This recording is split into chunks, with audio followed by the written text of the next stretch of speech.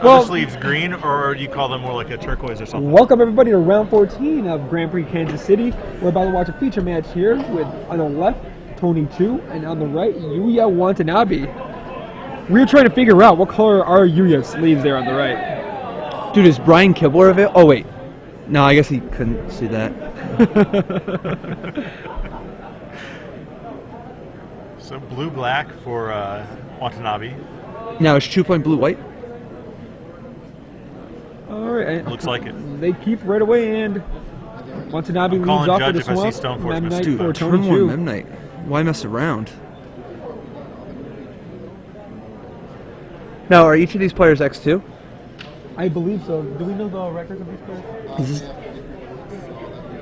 11-2? Yeah, because this is definitely a tournament that it's looking like record of X2-1 is the general range that people have been talking about aiming for. So these guys are looking basically at a win and an in, depending on the pairings. All right. Yuuya plays his unblockable if you pay for X in blue. Or is it The Trespasser? Yeah. How much do you like Trespasser? We've been seeing him show up a lot in the sealed decks.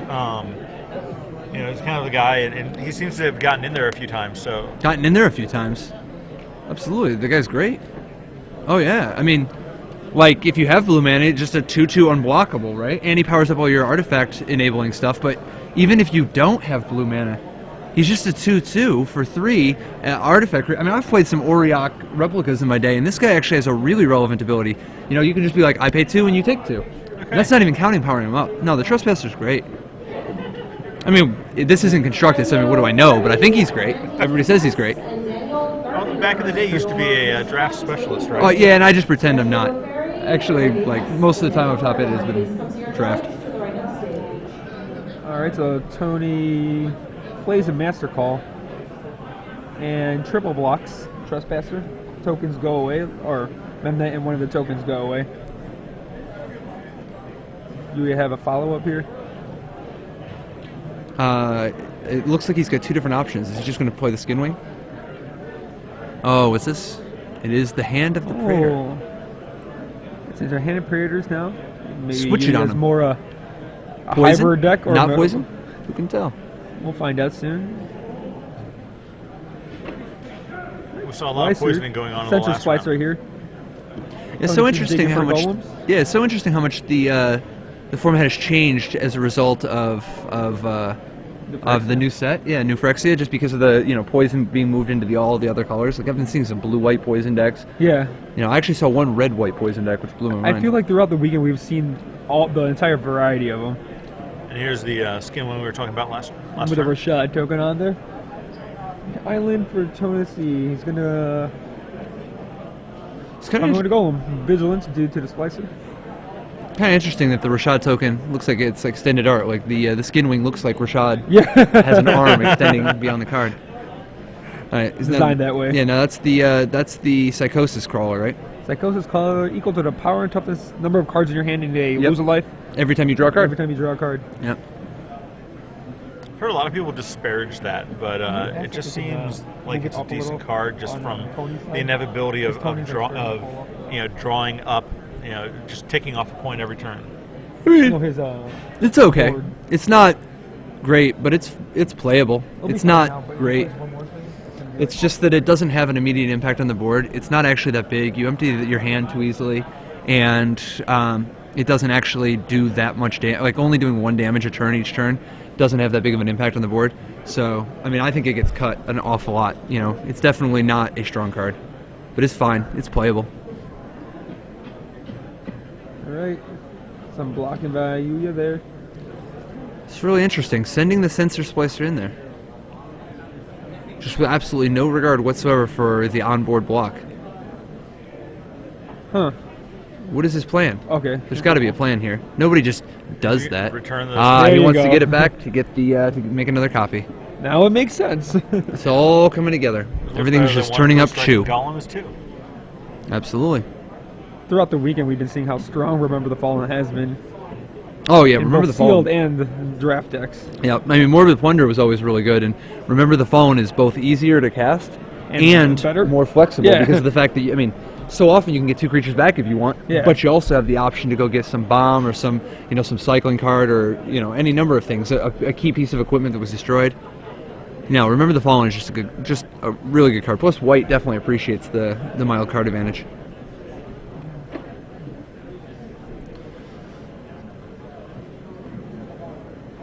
So it looks like Yuuya's deciding. He's got, Phyrexian Rager with he's got Contagion, the Contagion Nim in his hand.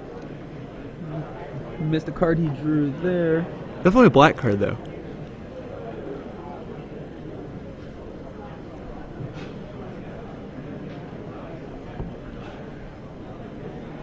Yuuya's going to go with Contagion Nim.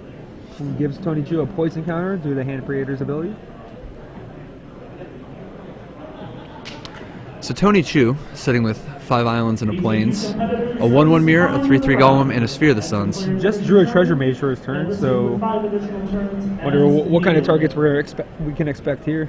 Well, it's always interesting. Every time somebody resolves a Treasure Mage, there's basically 2 different types of Treasure Mage. There's the Treasure Mage that goes and gets the Hexplate Golem, or you know what I mean, like the Razor Rhino, whatever it is, the Razorfield Rhino, that goes and gets the mediocre 13th pick. But it's still fine. hard. It's great. Yeah. When you Treasure Mage for it, it's a kind of a free roll anyway. And that comes up quite a bit. But then there's the other times. The Thopter Assembly, Go get Thopter Assembly, go get Steel Hellkite, watching go get the Pro Tour coverage. Yeah. I'm pretty sure he's just like, and every time. Turn 3 Treasure Mage, search up Thopter Assembly. He gets Mirror Battlesphere. All right, so we know nice what. One. Definitely a legit target. We know what kind of Treasure Mage he has now. This is Hexplate Golem. Yeah, there's the minimum treasure and the priceless treasure here. As awesome as a Vigilance Hexplate Golem could have been, I'm pretty sure Mirror Battlesphere is a little better. Oh, so sick if that wins in the game later. That's like his backup target. Yeah, so Yuuya's definitely going to have to get something going here. I mean, he's doing okay on board, but Battlesphere looks like it's going to be devastating. Now, if he skin wings one of his infect creatures with a high power, though, can he end the game in 2 hits? It's quite possible. Tony has 1 already, and if he draws, he puts on Hand the Praetor. Praetor has 5. Just put it on the Hand of Praetor. That's a 2-turn clock. That's 2 turns right here. Right. So actually, Chu has to draw out of this next turn. Equipment's so good in the infect decks, particularly the equipment that powers up power or gives evasion, of which Skinwing obviously doing both quite easily. Yeah, last round we saw Luis with a 7-power infector. On the other side, David Ochoa has a 5-power infector, and they're basically each turn it's, well, can I get through and kill the other guy? Well. Pretty close. Yeah. And So that's Chu that. taking it in. Infector. He was on 1 turn to draw a solution and did not get there. Snap picking pink seems to be working out for you right now. Yeah, so while we it's not even pink, it's while we lavender. wait for game 2, Sure. we'd like to thank our sponsor Yes. of GamingEtc.com. GamingEtc.com carries some Blame Kibler monster binders and t-shirts. And you can even blame Kibler on their Facebook group. Just go to tinyurl.com/blamekibler. And you can save a little bit of money by using the coupon code GGsLive at the end of all your purchases on GamingEtc.com. Thank you to GamingEtc.com for helping us bring the Grand Prix live to you throughout this entire weekend here. So were the players reaching for their sideboard or anything? Didn't look like it so far. Oh, Yuuya has a change. How often do you side a card or 2 in when you're drafting in between games? I mean, I almost always sideboard cards in, even if I'm not going to change anything. Like I'll sideboard in, an island and a swamp, and then just board out a different island and swamp. Okay. You don't want the person to know that you didn't have anything to sideboard, because there's certain types of cards that you would only play in your sideboard, and if you don't sideboard, he knows you aren't sideboarding. He knows you don't have those. That's an awesome next level piece of movement there. Yeah, so I think you have to always sideboard at least 1 or 2 cards every single time. But how often do I sideboard just to get a small edge? Quite a bit. More so in Sealed, because often in Sealed you end up with an abundance of cards that are mediocre, that are not quite good enough, but you can change around which ones you use.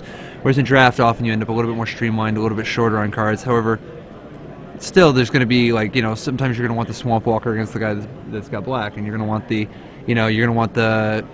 there's defensive creatures that are super good against an early rush. that you're not going to want against other people. And then there's slower, more like discard spells or more counter magic or stuff like that that you might want against a control deck. So I think sideboarding is actually pretty common in this particular block. You know, some blocks not as much. This one, I mean, there's a lot of cards that are very specialized. Do you tend to sleeve those things up ahead of time that you're might sideboard in, or do you? Yeah, often it depends. Like in a tournament, I would generally have the cards that I sideboard the most all sleeve, like all the so that, but not always. I don't think it matters too much. So we're starting off Yuuya with just Swamp, and It's important to note that Tony Chu chose to draw. People choose to draw in this format quite a bit, and I agree with him completely. yeah,